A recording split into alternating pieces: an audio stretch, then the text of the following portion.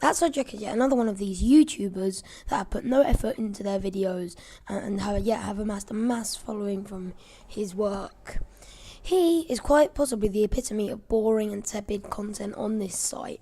He makes videos cashing in on current trends like selfies and 10 things I hate about and my first time, draw my life, and to get views and followers, as well as no personality vlogs where he just moans about his personal life. He has no interesting traits in his personality, in my opinion, so I don't see how people can find this guy entertaining when all he does is rant very badly about specific topics. Now I could see why people liked him. He actually produced some good content, like the stuff he does on Omegle, because there are some funny Omegle directors. However, he's not one of them. Whispering pedophile at everybody that looks like one is not funny, Jack. It's offensive.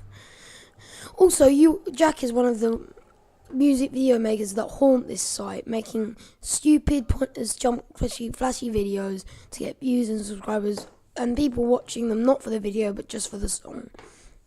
Well done if you think you're being artsy and creative, Jack, because you're quite the opposite. You're a talentless hack that doesn't know how to make original and entertaining content and just leeches off other people's success to get your content big. He also cannot take criticism, repeatedly getting his army of fangirls to flag and dislike many people's videos to the point of where people have got their channel terminated because of them.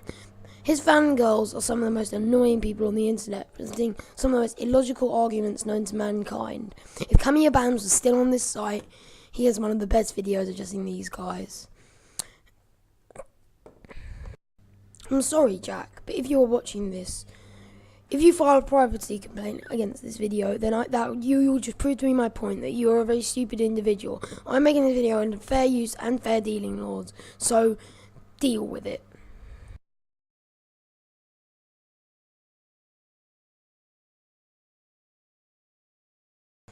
Oh, this is a controversial one. I personally find Smosh to be one of the most annoying and repugnant YouTube channels on this website. Their jokes, maybe they were at once funny and are repeated and cliched.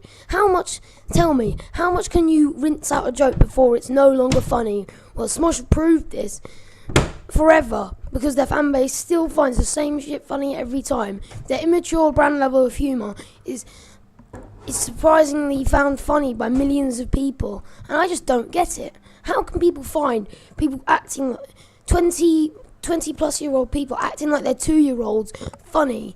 They're making a fool of themselves in thing they call humour. Real humour is the humour of Russell Howard and other comedians that put actual work and scripting into their successes, rather than just acting immature, acting and making the cliched sex jokes and dirty jokes. The sex jokes and dirty jokes to get views and subscribers, because it's so damn funny. Also, what is interesting about Ian and Anthony? They are one of the most. Even PewDiePie has more personality than these guys. They are also shameless YouTube whores. Famously this year, asking for $250,000 from their fan base to build a game, when there was clear evidence against them that showed that they were scamming fans, including making a flexible funding campaign, which showed they didn't really need all that money. Yet their drones of fans still willingly donated to them. This shows how devious and Smosh is, and this is why they are so high on this list. They are not only YouTube whores, but they are also make terrible content, terrible cliches, repetitive content that should not get as much popularity as it does.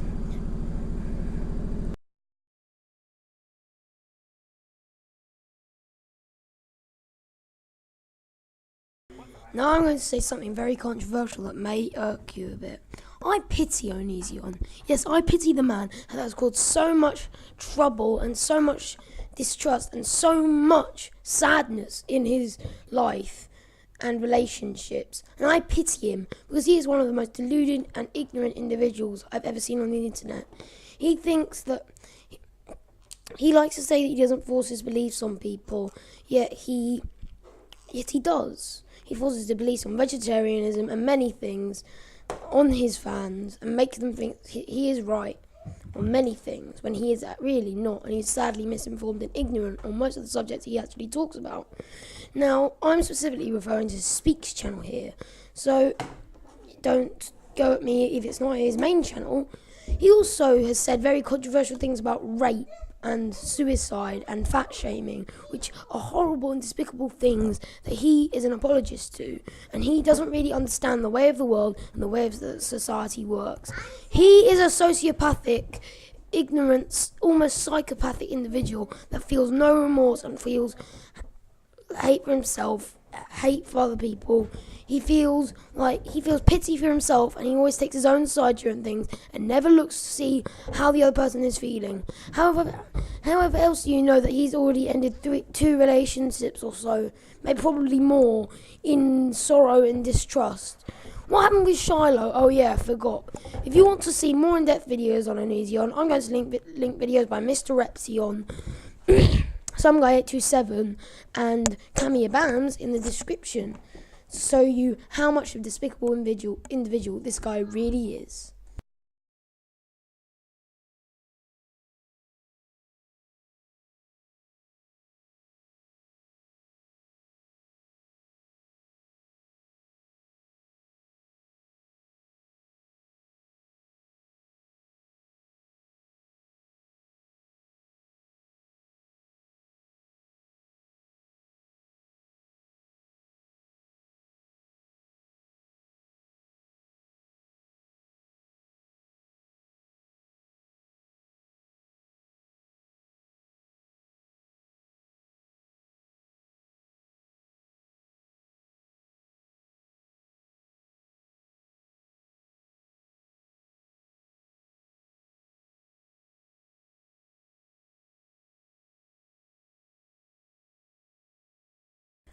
The phenomenon of Craft Nation.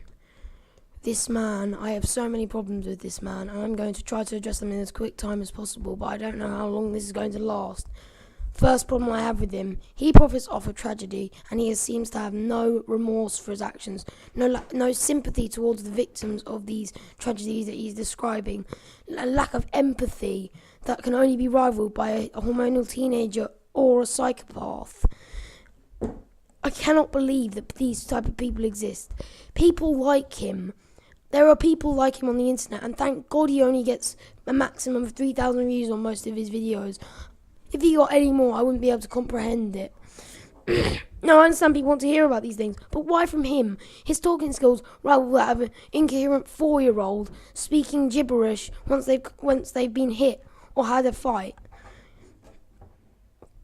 Or had something taken away from them. This is what I interpret from Craft Nation's videos. This guy tried to find an outlet on YouTube, so he started uploading his comedical videos, yet he realised he was going nowhere from it. So he brainstormed and figured out what the quickest way was to get himself out there and get himself known. And then he figured out reporting tragedies would be good, and I can make money off them too. He was so happy, yet he didn't realise that what he was doing was so despicable and so horrible that he does this.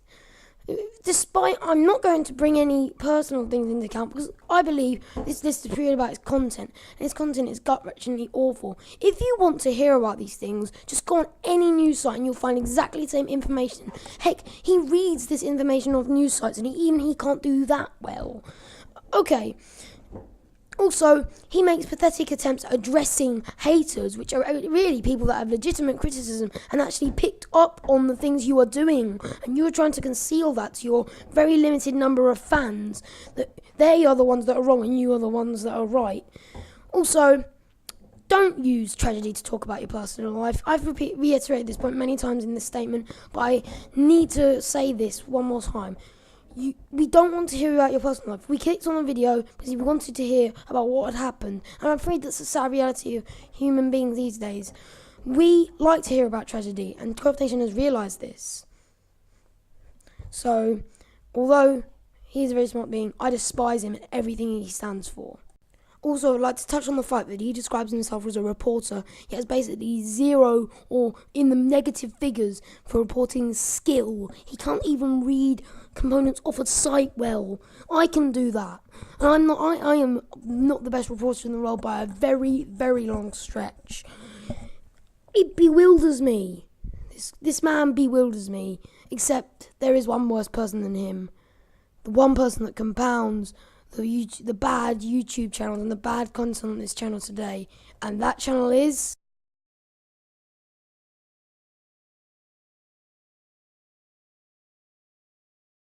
Firstly, before I start this number one thing, I'd like to refer you to the forms of torture banned by the UN. There is waterboarding, there's hung, drawn and quartering, and then there's watching a Lohantini video marathon for 10 hours straight. It is one of the most insane and thought-deprivating things you could ever do.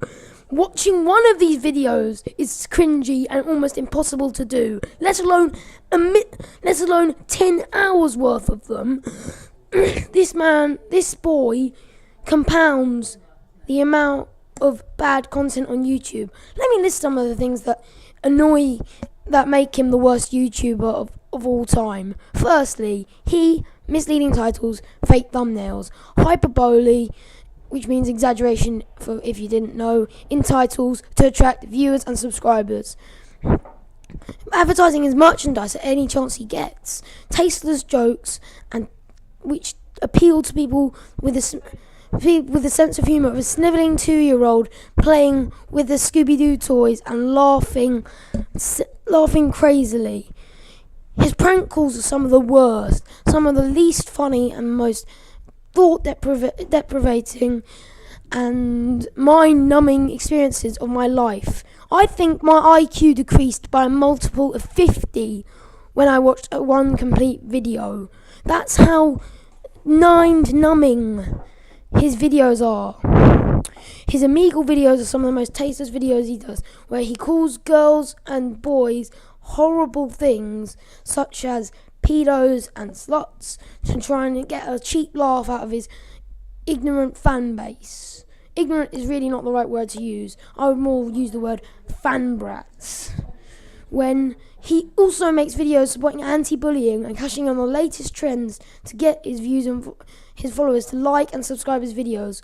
Also, that's another thing. He milks the way out of his subscribers at all times. He begs them to like, subscribe, favourite. Well, all he knows is try to getting up onto those most discussed lists and most talked about lists. He is worse than Shane Dawson. Goddamn say it. In the hordes of fake thumbnails and misleading titles.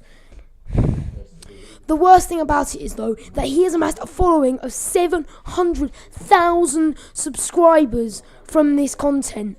700 people find this content good. They find this content interesting, which baffles my mind. It just shows how society has degraded. It is devolved